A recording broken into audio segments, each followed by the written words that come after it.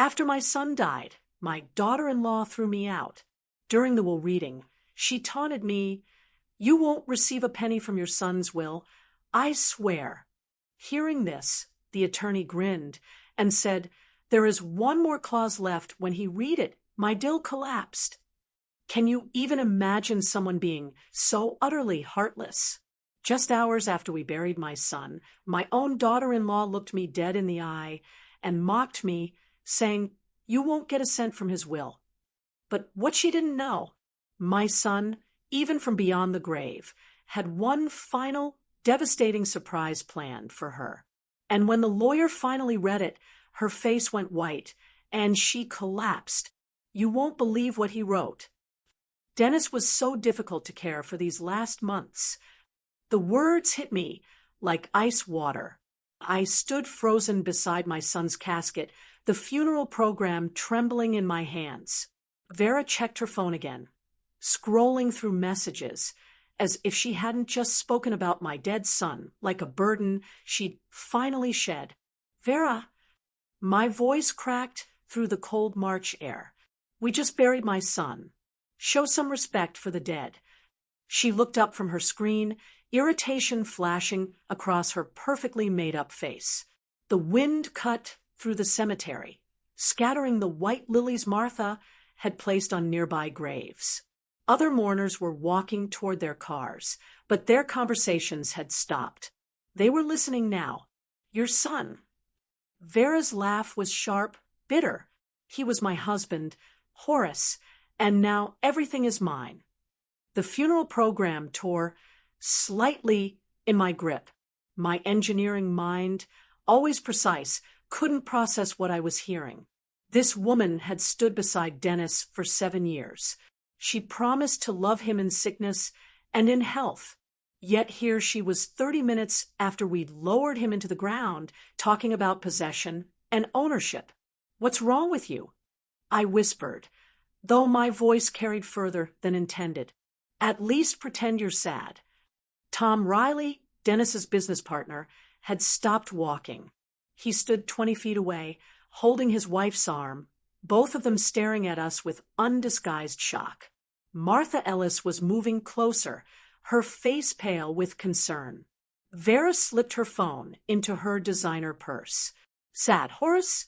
I've been planning my new life for months." Dennis knew this marriage was over. We both did. "That's not true." The words came out strangled. "He loved you, even when the cancer was convenient." She adjusted her expensive black coat, the one Dennis had bought her last Christmas. "It gave me time to think, to plan. Now I can finally live again." Martha reached us just as Vera turned toward the parking area. "Vera, please, this isn't the time or place." "Actually, Martha," Vera's heels clicked against the concrete pathway, "this is exactly the time. I've spent 18 months playing the devoted wife. I'm done performing." The remaining guests had gathered in small clusters, whispering among themselves. Mrs. Henderson from the church shook her head slowly. The 3 men from Dennis's engineering team looked uncomfortable, shuffling their feet and avoiding eye contact. I watched Vera walk away, her stride confident and purposeful. She hadn't shed a single tear during the service. Not one. While I barely held myself together reading the eulogy, she'd sat in the front pew, checking her watch and tapping her manicured nails against the wooden bench. "Horace." Martha's hand touched my shoulder. "Are you all right?" I couldn't answer.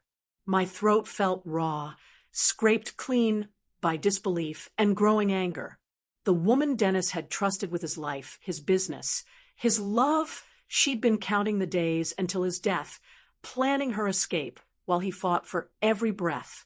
The wind picked up again, rattling the bare branches overhead. Vera reached her silver Mercedes, the one Dennis had surprised her with for their 5th anniversary. She didn't look back, not once. Standing there beside my son's grave, I wondered what Dennis would think if he could see her now. Would he be heartbroken, angry, or had he suspected what I was only beginning to understand? The expensive car pulled away, disappearing around the cemetery's curved road. I was alone now, except for Martha, who waited patiently beside me, and the groundskeepers in the distance, preparing to fill the grave.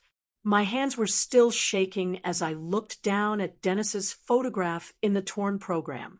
His smile looked back at me, confident and warm, the way he'd always been. The way he'd been, even during those final weeks, making mysterious phone calls to Leonard Baxter and insisting everything would be taken care of. Looking at Dennis's face in that photograph, I felt something break open inside my chest. Not grief this time, something deeper. Pride mixed with a desperate longing for just one more conversation with my brilliant boy. The wind scattered more flower petals across the fresh grave dirt. I closed my eyes and let myself remember.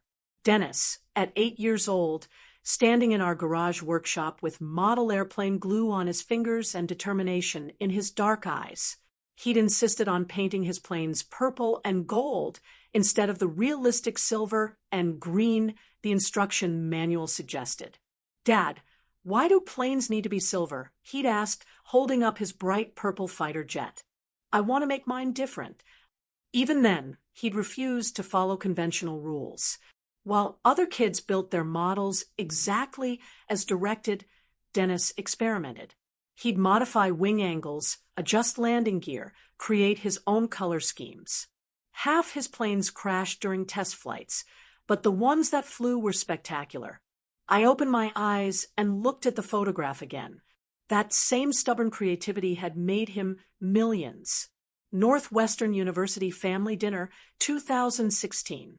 Dennis explaining his latest business idea while gesturing excitedly with his fork. His mother had died the year before, and these Sunday dinners had become sacred to both of us. "I have an idea for an app that could help people organize their schedules better," he'd said, eyes bright with possibility. "But not just calendars, Dad. Something that learns your patterns, predicts what you need, helps you make better decisions about your time." I'd worried he was dreaming too big. "Son, there are already scheduling apps, lots of them. But none that think like humans do." He'd pulled out his phone, sketching wireframes on napkins. What if technology could actually make our lives simpler instead of more complicated? That app became TimeSync. Within 2 years, he'd sold it for $12 million. But the memory that cut deepest was from just 3 years ago. Dennis had driven to my house in Evanston, arriving unannounced on a Tuesday evening with champagne and news that would change everything. "Dad, I'll take care of you when you retire. You've worked hard enough." He pulled out his phone, showing me TechFlow Solutions' latest valuation report. $70 million. "Dad, can you believe it?" I couldn't believe it. My son, who'd once built purple airplanes in my garage, had created something worth more money than I'd earned in my entire career as a civil engineer. "Dennis, that's incredible. But I don't need—" "Yes, you do." His voice had been firm, but gentle. "You've taken care of me my whole life. Let me return the favor. I'm buying you that workshop you've always wanted, the one with proper ventilation and all the tools you've been dreaming about." That workshop sat in my backyard now, barely used since his diagnosis. I'd been too busy taking care of him to build anything. "Horace, it's getting cold. Maybe we should—" Martha cleared her throat softly. I shook my head. I wasn't ready to leave him yet. Not when these memories were all I had left of his voice, his laugh, his absolute certainty that everything would work out fine. Dennis had always been a planner. Even as a child, he'd mapped out his days, his projects, his dreams with an engineering precision that matched my own. He'd inherited that from me, the need to understand how things worked, to fix problems before they became disasters. But there was one problem he couldn't fix, one timeline he couldn't control. The memory I'd been avoiding all day pushed its way forward. Dennis's phone call 18 months ago, his voice steady despite the news that would destroy everything we'd planned. "Dad, I have cancer, but I'm going to fight this. Standing there in the cemetery wind, I realized I needed to remember that fight, too. Not just the good times, but the battle that had shown me who my son really was and who his wife really was. The phone call that changed everything came on a Tuesday morning in September 2023. I was rebuilding my neighbor's fence when Dennis called, his voice unusually formal. Dad, I have cancer, but I'm going to fight this. Pancreatic cancer. Stage 3. The words hit like sledgehammer blows. Aggressive. Advanced. Poor prognosis. I dropped my tools and drove straight to Northwestern Memorial Hospital, where Dennis was meeting with his oncology team. He looked smaller in that hospital bed, but his eyes were determined. Vera sat beside him, perfectly composed, already taking notes on her phone about treatment schedules and logistics. The doctors say chemotherapy could give us 18 months, maybe 2 years if we're lucky, Dennis had explained, his business mind already working through scenarios. I've arranged for Tom to handle day-to-day operations at TechFlow. Dr. Peterson outlined the treatment plan.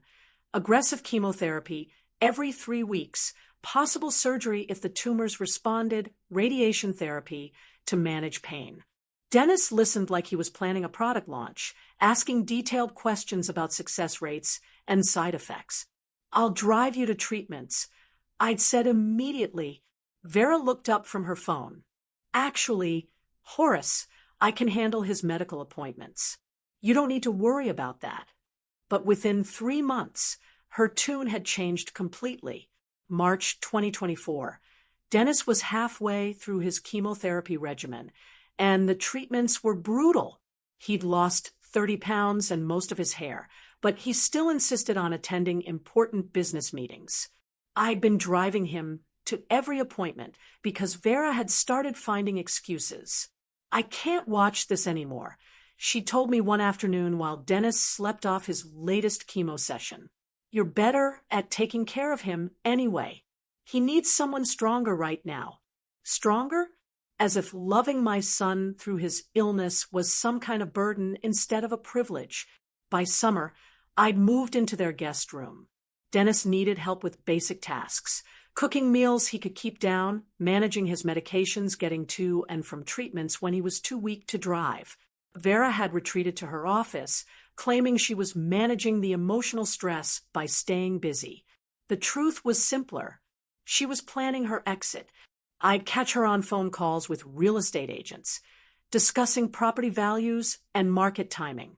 She'd researched divorce attorneys, though she never filed papers. Why bother when cancer was going to solve her problem more efficiently? How much longer is this going to take? She'd asked me one evening in October while Dennis was upstairs resting. I have plans to make. Horace, I can't put my life on hold indefinitely. I'd stared at her, speechless. My son was fighting for his life, and she was irritated by the inconvenience. But Dennis saw more than I'd realized. During his final month, when the treatments had stopped working and hospice care began, he'd made mysterious appointments with Leonard Baxter, his family attorney. They'd meet in Dennis's home office for hours, going over documents I wasn't allowed to see. Dad, I've taken care of your future, he told me during one of our last real conversations. His voice was weak, but his eyes were sharp with purpose. Trust Leonard.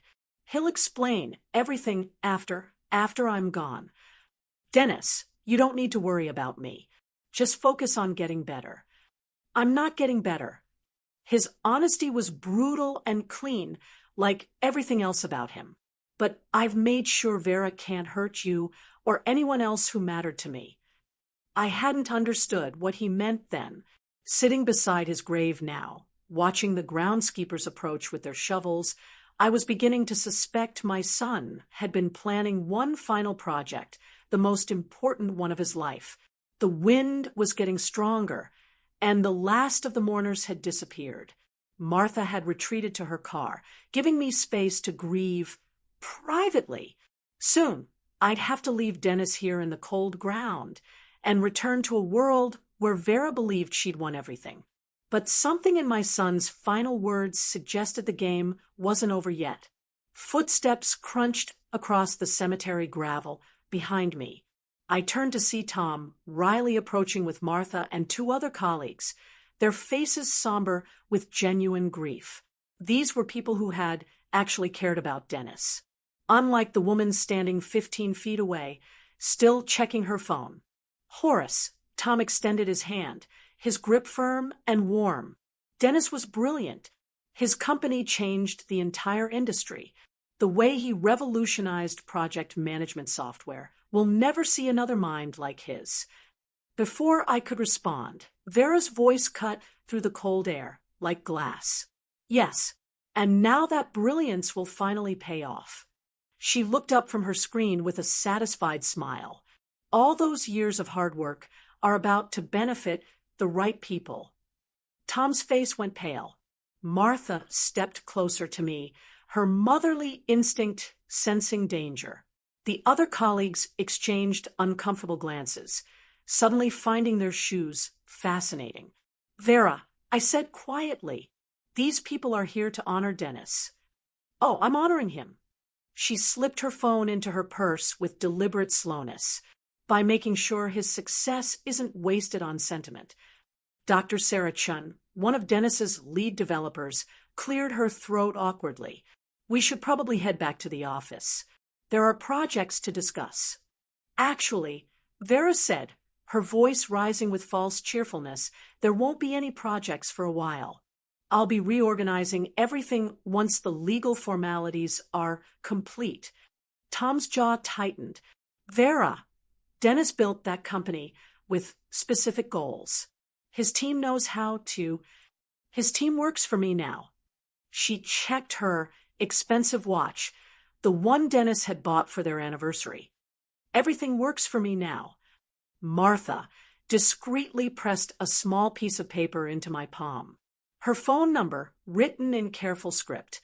If you need anything, she whispered, you can always call. I nodded gratefully, tucking the paper into my coat pocket.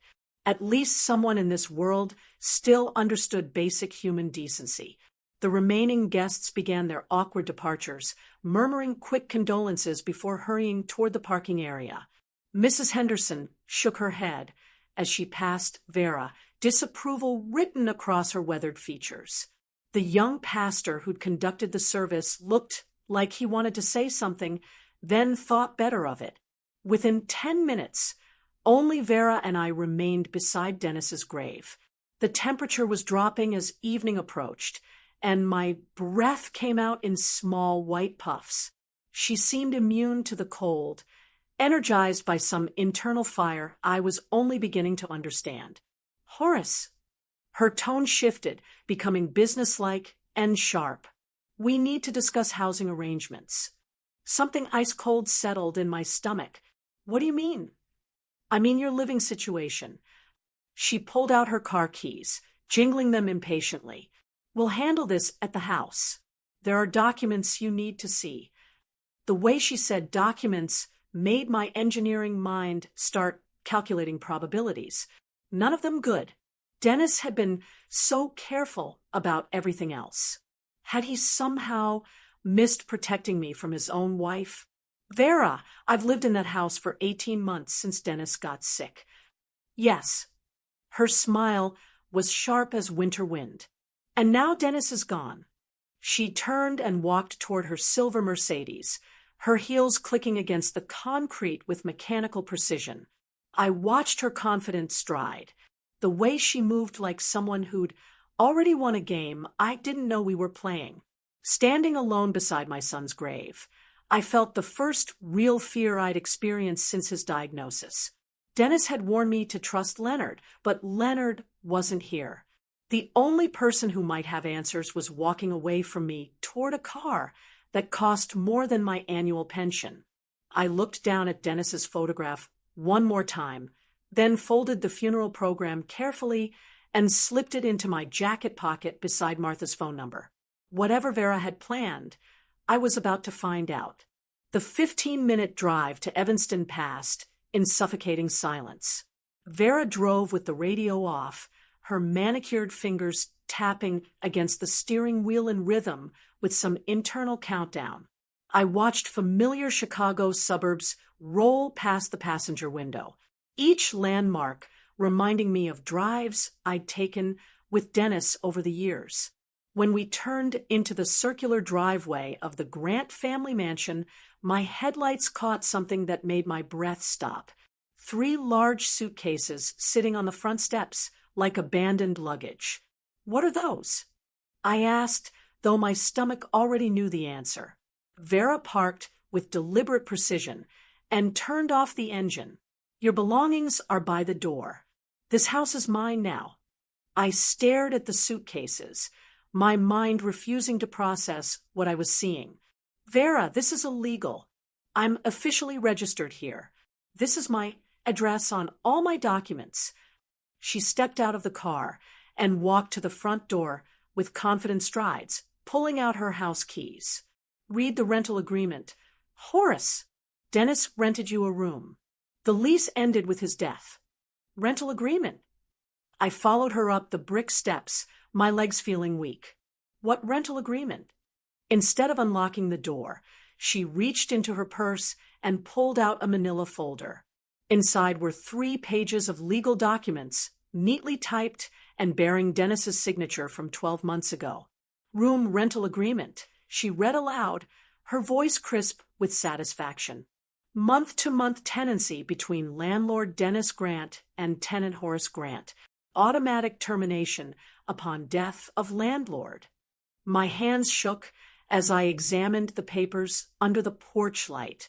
Dennis's signature looked authentic. The dates were correct. The legal language was precise and binding. We just buried your husband, I said, my voice cracking with disbelief. And now my new life begins. She stood in the doorway, arms crossed, blocking my entry to the house where I had cared for my dying son. Without you, Dennis would never have wanted this. He loved me. He wanted me taken care of. Dennis is dead. Her voice was flat, emotionless. I'm alive, and this property belongs to me. The deed is in my name as surviving spouse. I looked past her into the warm, lighted hallway where Dennis and I had shared so many conversations during his illness. The workshop he'd built for me was visible through the kitchen window. $10,000 worth of tools and equipment I'd barely had time to use. My tools. My workshop. Your workshop is on my property. You can arrange to have everything moved once you find somewhere to live. Where am I supposed to go? It's nearly 7 o'clock on the day of my son's funeral. That's not my problem. She stepped aside, just enough to grab the front door handle. Your belongings are packed. Your rental period has expired. If you're not gone in 15 minutes, I'll call the police for trespassing. The casual cruelty in her voice was breathtaking. This woman had eaten dinner at my table, had accepted my care during Dennis's illness, had smiled and played the devoted wife while planning this exact moment. I walked down to my old Honda Civic and began loading the suitcases into the trunk and back seat. Everything I owned now fit in 3 bags: clothes, a few books, Dennis's photographs, and the small box of model airplanes we built together when he was young. Vera watched from the doorway, her silhouette framed by the warm light of the house that was no longer my home. She didn't move to help. She didn't speak. She simply waited for me to finish and leave. As I closed the car trunk, she called out one final statement. Don't come back without an appointment. Horace, this is private property now.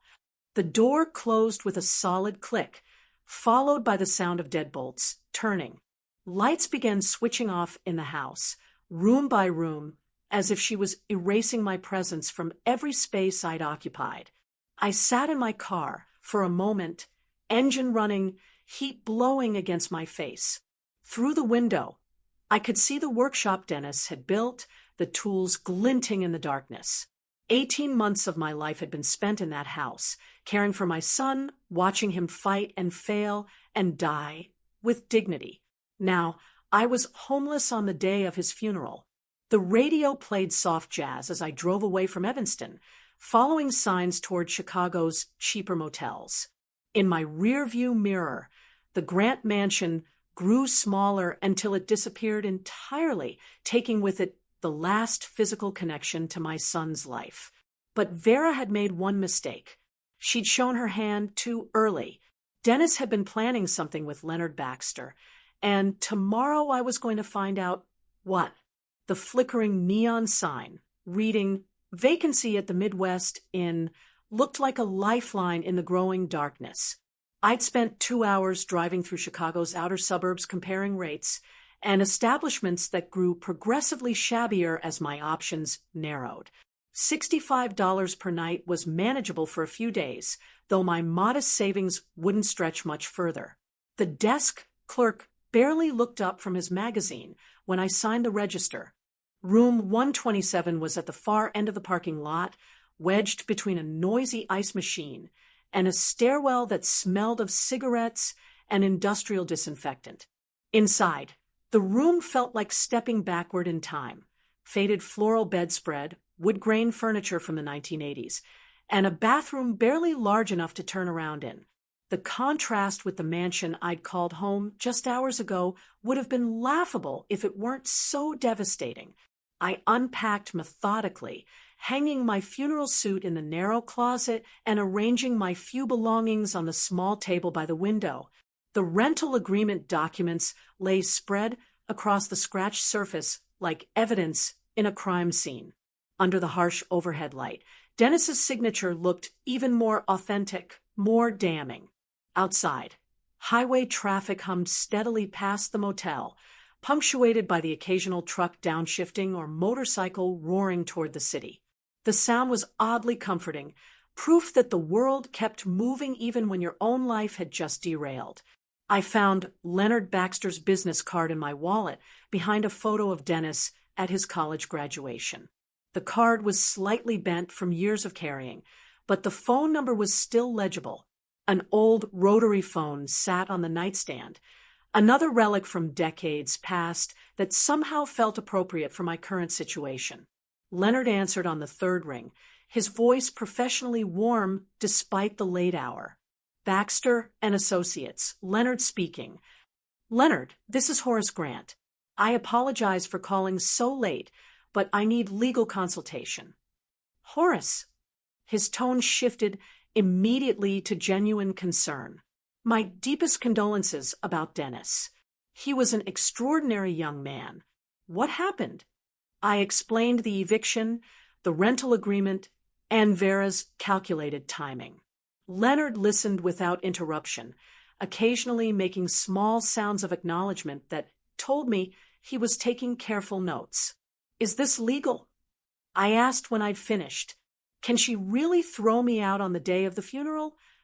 "Unfortunately, if the rental agreement is valid, she has the legal right to terminate tenancy upon the landlord's death. Illinois law is quite specific about month-to-month arrangements." He paused, and I could hear papers rustling. "However, there are other matters we need to discuss. Can you come to my office tomorrow morning?" "What kind of matters?" "Dennis's will reading. There are provisions you should know about." Something in his voice made my pulse quicken. "Provisions? I can't discuss details over the phone, but Dennis was very thorough in his planning, very thoughtful about the people he cared about." Another pause. "Bring the rental agreement documents with you. I'll need to examine them carefully." We scheduled the appointment for 10 o'clock the next morning. After hanging up, I sat on the edge of the motel bed, looking out at the parking lot where my Honda sat, surrounded by pickup trucks and aging sedans. A family was unloading suitcases 2 doors down, father, mother, and 2 young children who seemed excited about their motel adventure. I thought about Dennis's final words, "Trust Leonard. He'll explain everything." At the time, I'd assumed he was talking about funeral arrangements or simple estate matters. But something in Leonard's voice suggested my son had been planning more than I'd realized. The photograph of Dennis at graduation smiled at me from the nightstand. 22 years old, full of dreams and determination, standing beside me in his cap and gown. He'd whispered something to me that day. "Dad, someday I'm going to take care of you the way you've taken care of me." Maybe he'd found a way to keep that promise, even from beyond the grave. I turned off the harsh overhead light and settled back against the thin pillows. Through the walls, I could hear a television playing sitcom laugh tracks and the distant sound of the family next door settling in for the night. Tomorrow, I would learn what Dennis had really been planning during those mysterious meetings with Leonard. Tonight, I would try to get some sleep and prepare for whatever revelation awaited me in the morning. 4 days at the Midwest Inn had taught me the rhythm of desperation. Wake at dawn to highway noise. Shower in a stall barely wide enough for my shoulders. Instant coffee and stale donuts from the vending machine. Count the diminishing bills in my wallet and calculate how many more nights I could afford. March 20th arrived gray and cold, but it felt different. Today held answers.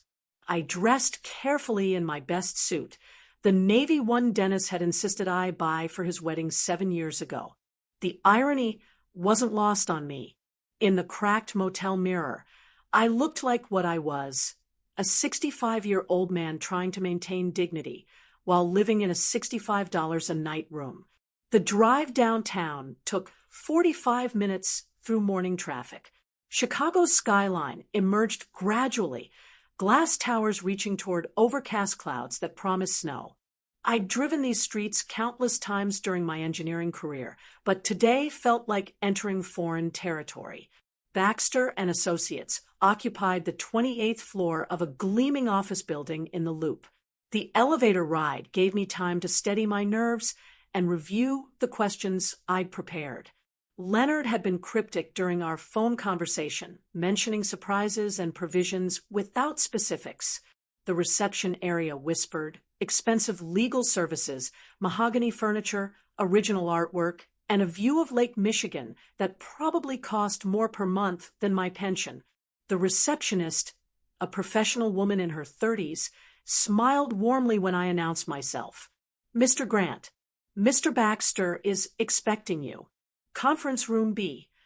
Leonard rose from behind a table covered with legal documents when I entered. He was younger than I had expected, maybe 55, with graying temples and the confident handshake of someone accustomed to handling other people's crises. "Horace, thank you for coming." His voice carried genuine warmth beneath the professional tone. "Please sit. Coffee." "Thank you." I settled into a leather chair that probably cost more than my monthly rent. "Leonard, I need to understand my situation. Vera has made it clear she considers me an obstacle to be removed." He poured coffee from a silver service, his movements deliberate and calming. "Dennis left a very detailed will. There will be surprises." "What surprises?" "Vera says everything belongs to her as the surviving spouse." Dennis anticipated various scenarios. Leonard's smile was slight but encouraging. "Trust the process. Horace, your son was extraordinarily thorough." I pulled out the rental agreement documents Vera had produced. "What about this? Can she really evict me based on Dennis being my landlord?" Leonard examined the papers carefully, his expression revealing nothing. "The rental agreement appears legitimate. However, inheritance law is complex. There are protections for family members that supersede simple landlord-tenant relationships. What about the house? Can I return? Stay at the motel for now." His tone was firm but reassuring. "Everything will become clear very soon. I've scheduled the formal reading for this Friday at 2 o'clock. All parties will be present." "All parties?" "You, Vera, and any witnesses Dennis specified. Tom Riley from the company, Martha Ellis as family representative." He made notes on a legal pad. "The reading will be recorded for legal purposes." Relief mixed with anxiety in my chest. Leonard, I appreciate your help, but I need to ask about your fees. My resources are limited. Dennis arranged for all legal expenses related to his estate. You don't need to worry about costs. Leonard's smile broadened slightly. Your son thought of everything. Horace, absolutely everything. Something in his tone suggested layers of meaning I couldn't yet grasp. Dennis had always been a planner, but the precision of these arrangements felt almost supernatural. Will Vera bring her own attorney? I expect so. She's entitled to legal representation during estate proceedings. Leonard gathered the documents into neat stacks. Horace, I want you to understand something important. Dennis loved you deeply. Every provision in his will reflects that love. The words hit harder than I'd expected, for days of anger and desperation had temporarily masked my grief. But Leonard's quiet certainty brought it rushing back. My son had been protecting me, even while fighting cancer, even while his wife was planning my destruction. Friday at 2 o'clock, Leonard confirmed, handing me an appointment card. 28th floor, conference room, bring identification and any documents you think might be relevant. I stood to leave, feeling steadier than I had since the funeral. Leonard, can you give me any hint about what Dennis planned? Trust your son's judgment. His handshake was firm and final. He knew exactly what he was doing. The elevator ride down felt different from the ride up. Instead of desperation, I carried cautious hope.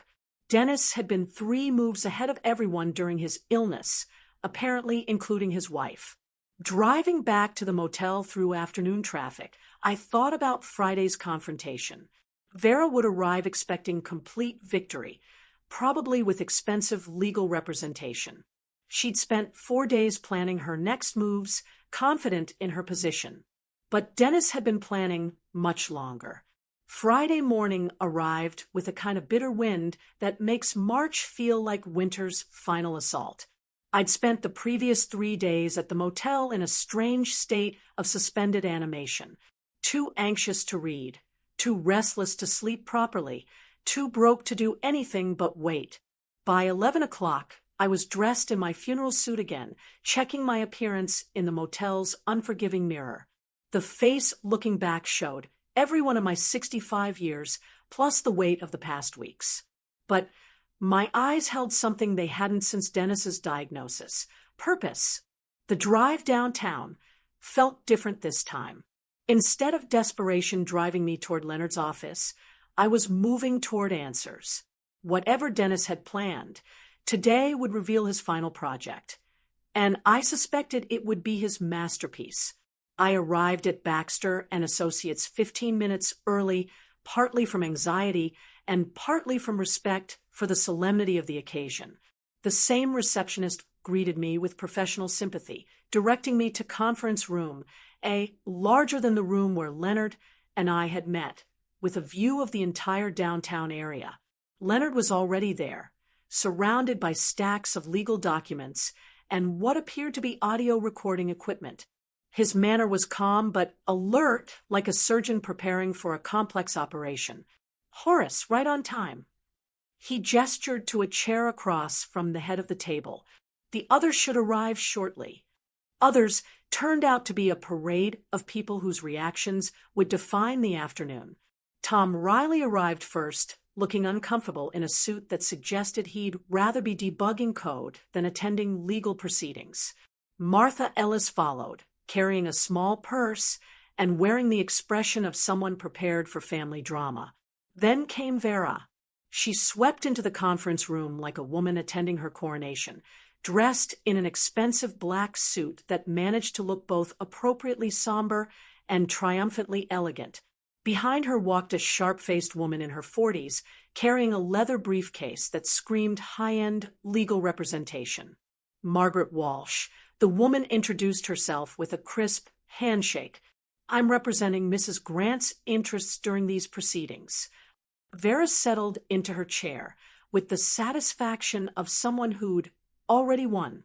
She barely acknowledged my presence. instead focusing on the legal documents spread across Leonard's end of the table. Her smile was small but unmistakable. "Horace, why did you even come? There's nothing here for you." The words were delivered with casual cruelty, loud enough for everyone to hear. Margaret Walsh put a restraining hand on her client's arm, but the damage was done. Tom shifted uncomfortably. Martha's face hardened with disapproval. "I'm here by legal right as Dennis's father." I replied quietly, "Legal right to what? You've been living in my house as a tenant. That arrangement ended with my husband's death." Vera's voice carried absolute certainty. "Margaret has reviewed all the documentation. Everything belongs to me as the surviving spouse." Leonard cleared his throat, commanding attention with professional authority. "Please, everyone, calm down. Dennis's will is very specific about all distributions. Let's proceed with proper formality." Margaret Walsh opened her briefcase, extracting legal pads and what appeared to be prepared challenges. "My client expects to receive the entire inheritance as the legal wife. We're prepared to contest any irregular provisions." Noted, Leonard said, simply. He activated the recording equipment with a soft click. "This is the formal reading of the last will and testament of Dennis Michael Grant, dated December 15th, 2024.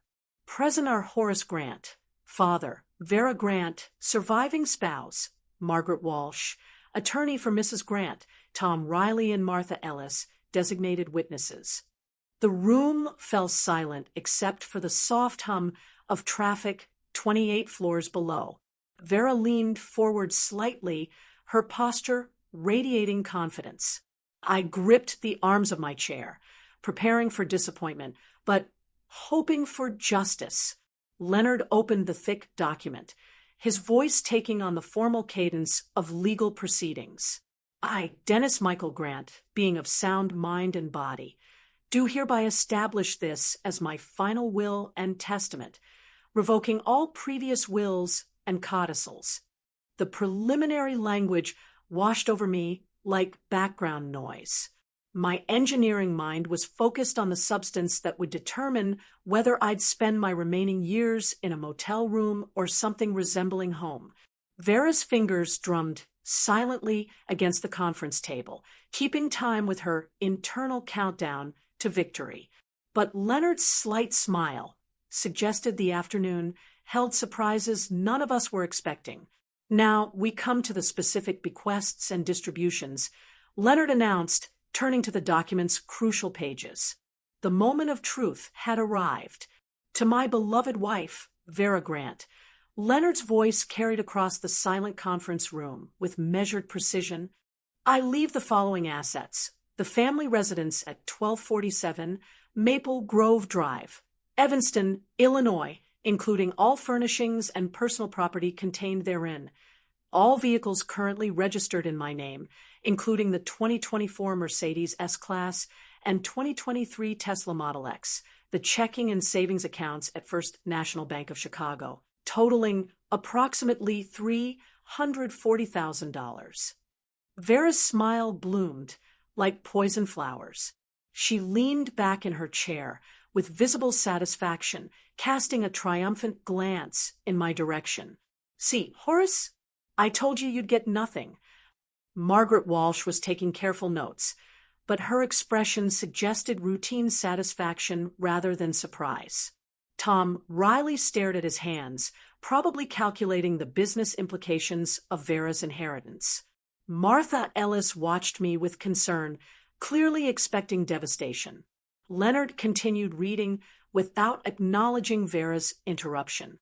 "Additionally, Mrs. Grant receives all jewelry, artwork, and collectibles purchased during our marriage, valued at approximately $85,000. "Leonard," Vera said with false sweetness, "I think we've covered everything important. Horace can see that Dennis was very clear about his intentions." "Actually," Leonard replied calmly, "we've only covered the preliminary distributions. There are additional bequests."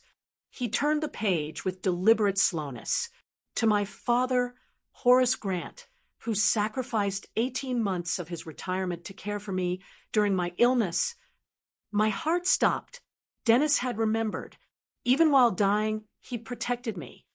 I leave 50% ownership of TechFlow Solutions, including all shares, voting rights, and dividend distributions.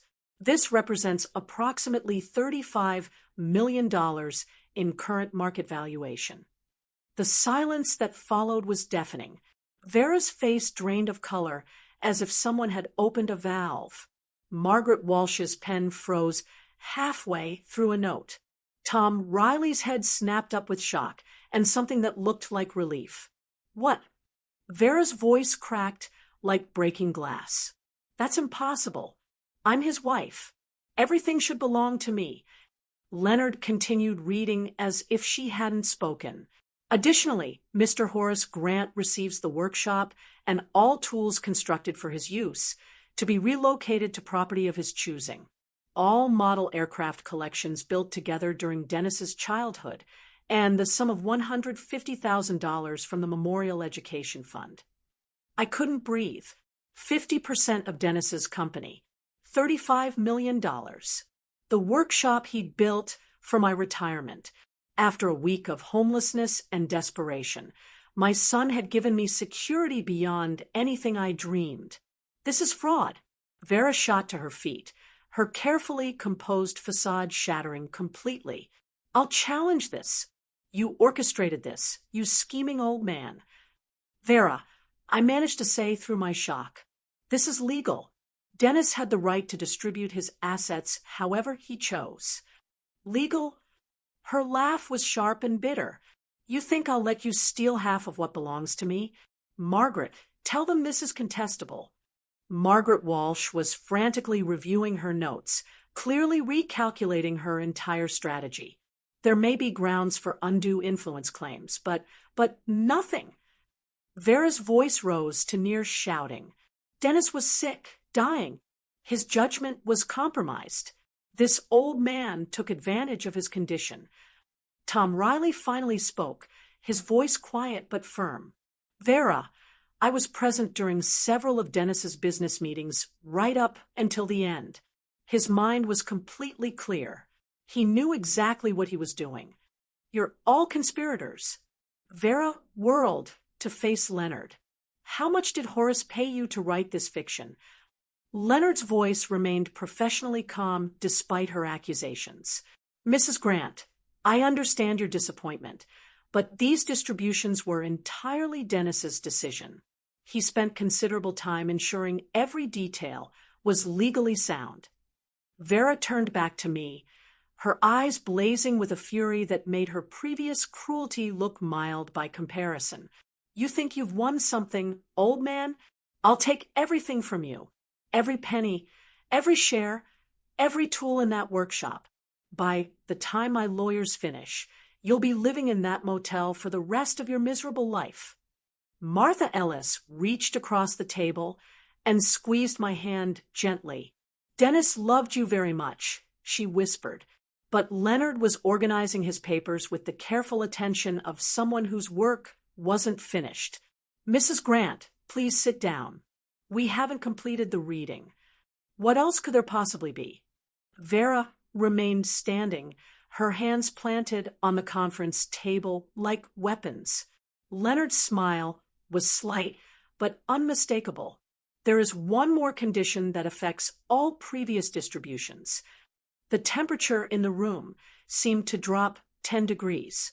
Whatever bombshell Dennis had prepared, Leonard was about to detonate it. Leonard's slight smile deepened as he reached for another document from his carefully organized stack. The conference room fell silent, except for the soft hum of recording equipment and Vera's labored breathing as she processed the devastating news about the shared inheritance. There is one more clause in the will, Leonard announced, his voice carrying the weight of a final revelation. A special condition that Dennis added 3 weeks before his death. Vera's eyes narrowed dangerously. What condition? You're hiding something. The condition states, Leonard read with measured precision, that if my wife, Vera, attempts to force my father, Horace, to leave our family home within 1 year of my death, the entire inheritance, including house, vehicles, bank accounts, and business shares, automatically transfers in full to Horace Grant. The silence that followed was absolute. Even the traffic noise from 28 floors below seemed to stop. Vera's face drained of color as the implications crashed over her like a collapsing building. No, her voice cracked with desperate disbelief. This is a trap. He couldn't have known. Dennis also left a video recording explaining his motives. Leonard continued, setting up a small screen. He wanted you to understand his reasoning. The monitor flickered to life, and Dennis's familiar face appeared, thinner than in health, but with eyes sharp with intelligence and love. My heart nearly stopped seeing my son again, hearing his voice from beyond death. Vera, if you're watching this, it means you've evicted my father from our home. Dennis's voice was gentle but firm. I hoped you would surprise me. I hoped the woman I married would show compassion during grief, but I know you too well. Vera was hyperventilating now, her hands gripping the conference table until her knuckles went white. Margaret Walsh was frantically taking notes, but her face showed professional alarm at her client's complete legal collapse. Dad, Dennis continued, looking directly into the camera with that engineer's precision I taught him. I'm sorry you had to experience her cruelty, but I've protected you. Everything I built, everything I earned, it's yours now. Use it well. Live comfortably. Honor Mom's memory in that house. The video paused, and Leonard's quiet voice filled the stunned silence. The eviction occurred on March 15th, the day of Dennis's funeral. The condition was immediately triggered. All assets transferred to Horace Grant, effective immediately. This isn't legal. Vera's voice rose to near screaming. It can't have conditions like this. Actually, it can, Leonard replied calmly. Conditional inheritance is perfectly legal in Illinois when the conditions are clearly stated and not against public policy. Dennis consulted extensively to ensure enforceability. Margaret Walsh finally found her voice. We'll challenge this immediately. Undue influence, mental incapacity, fraudulent. The video continues. Leonard interrupted, restarting the recording. Dennis smiled sadly from the screen. Vera, I loved you for 7 years. I gave you everything I could. But love without kindness is just possession. Dad raised me to treat people with dignity, especially family. I hoped marriage would teach you the same values. Vera made a choking sound and doubled over as if physically struck. If you had shown Dad even basic respect after my death, you would have inherited everything as my wife. But I knew your nature. I gambled on your greed, overcoming your wisdom. Dennis's expression was sorrowful but resolved. I lost that bet, but Dad won his future. The video ended with Dennis saying quietly, I love you both, but I protect the people who love others more than themselves. Leonard turned off the screen and faced the devastated room. The legal transfer begins immediately. Mrs. Grant, you have 30 days to vacate the property. Vera's breathing became rapid and shallow.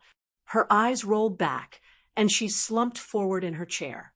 Margaret Walsh caught her as she fainted, calling for medical assistance.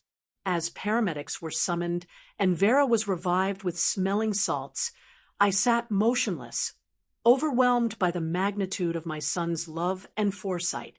He had known exactly who his wife was and exactly how she would behave. Even dying, he had protected me with surgical precision. Tom, Riley broke the stunned silence. Dennis was always 3 steps ahead of everyone else. Martha Ellis reached over and squeezed my hand. He saved you? Horace. Even from the grave, he saved you.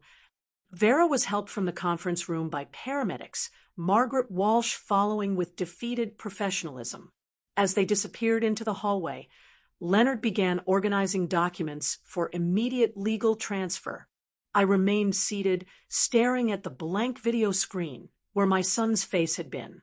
Dennis had given me everything: security, dignity, and the profound knowledge that his love would protect me forever. The game was over. Justice had been served by the most loving hand I'd ever known. The next 2 months became a masterclass in legal futility.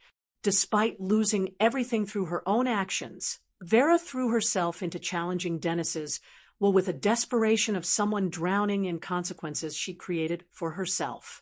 Margaret Walsh's law firm occupied an entire floor of a Michigan Avenue high-rise, their marble lobby decorated with awards for complex litigation.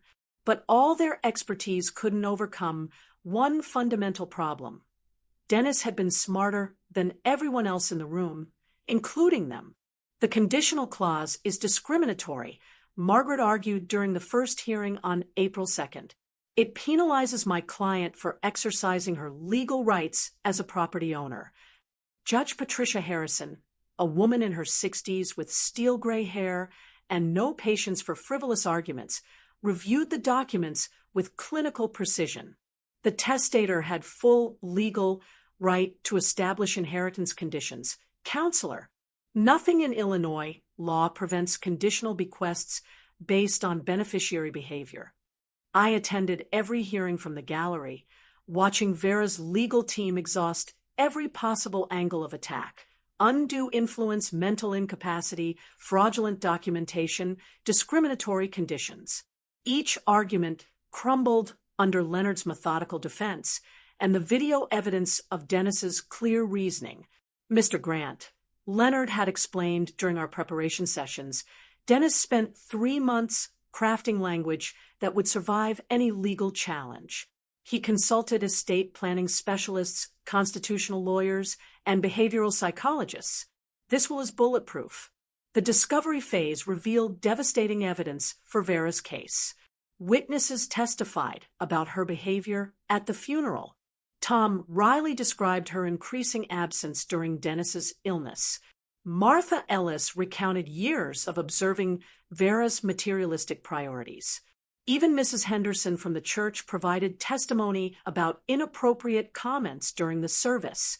The deceased demonstrated clear mental capacity throughout his illness, testified Dr. Peterson, Dennis's oncologist. Mr. Grant continued making complex business decisions until weeks before his death. His cognitive function was never impaired. Vera's own testimony proved disastrous.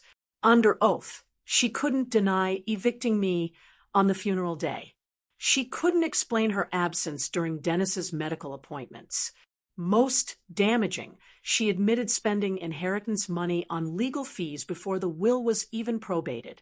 So, you accessed estate accounts immediately after your husband's death. Leonard asked during cross-examination. I had bills to pay. Vera snapped, her carefully coached composure cracking. The funeral expenses, legal consultations, including retainer fees for challenging the will you assumed would give you everything. Margaret Walsh's objection was sustained, but the damage was done. Vera had revealed exactly the attitude Dennis had predicted and protected against. By early May, even Margaret Walsh was advising settlement. Horace, this isn't over, Vera declared after another failed motion. I'll find another way to fight this. But her resources were depleting as quickly as her legal options. The expensive law firm required substantial retainers. Expert witnesses cost thousands per day. Meanwhile, Leonard's fees were covered by the estate, giving us unlimited legal firepower. The final hearing on May 15th lasted only 30 minutes. Judge Harrison had reached her decision based on overwhelming evidence of Dennis's mental capacity, the will's legal validity, and Vera's clear triggering of the conditional clause. The testator created a legal document expressing his clear intentions regarding asset distribution. Judge Harrison announced, the conditional inheritance clause was properly executed when the surviving spouse evicted the testator's father from the family residence. All challenges are denied. Costs are awarded against the petitioner. Vera's shoulders sagged as the gavel fell. 2 months of expensive legal warfare had ended exactly where Dennis's video had predicted, with her losing everything through her own choices. Leonard and I stood in the courthouse hallway afterward, watching Vera and Margaret Walsh disappear toward the elevators. She moved with the defeated posture of someone who had finally understood the price of cruelty. "Your son was extraordinary," Leonard said quietly. "In 30 years of estate law, I've never seen planning this thorough." Dennis always finished what he started. I replied, thinking of all the model airplanes we'd built together, all the projects he'd completed with engineering precision. This had been his final project, ensuring justice through love, protection through wisdom, and consequences through choice. Even death couldn't stop Dennis from taking care of the people who mattered to him. Justice had been served not through revenge, but through the simple truth that actions have consequences, and love protects those who deserve protection. June 1st dawned clear and warm, the kind of Chicago morning that promises summer is finally coming. I stood on the front steps of the Grant Mansion, holding the same keys Dennis had given me 18 months earlier when I'd moved in to care for him. This time, though, I wasn't a guest or a tenant. I was home. The lock turned smoothly, and the front door opened onto the hallway where Vera had stood blocking my entry just 2.5 months ago.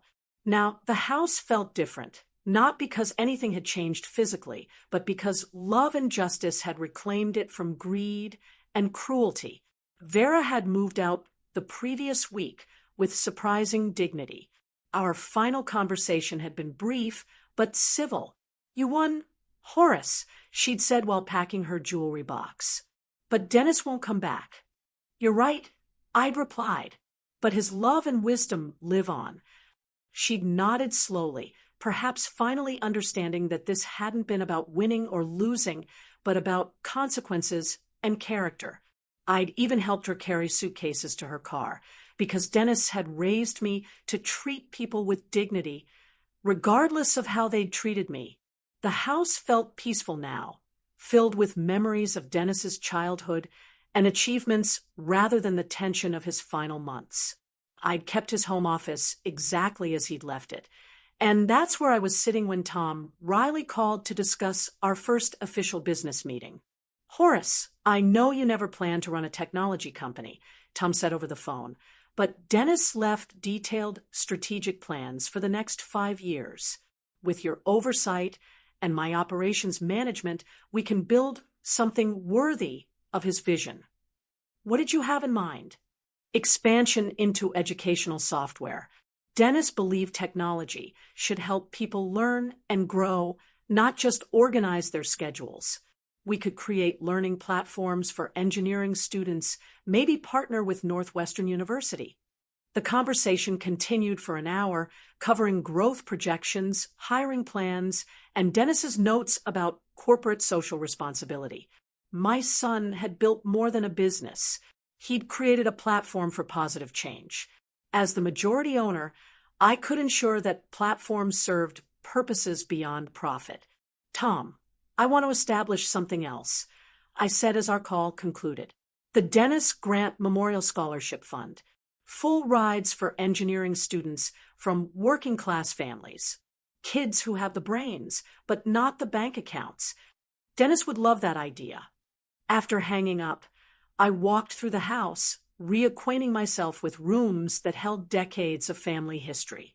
In the workshop Dennis had built for my retirement, I found a half-finished model airplane, AP-50, Mustang we'd started together during one of his better days. I sat at the workbench and picked up the tiny brushes, painting the wings the same bright purple Dennis had chosen for his childhood planes.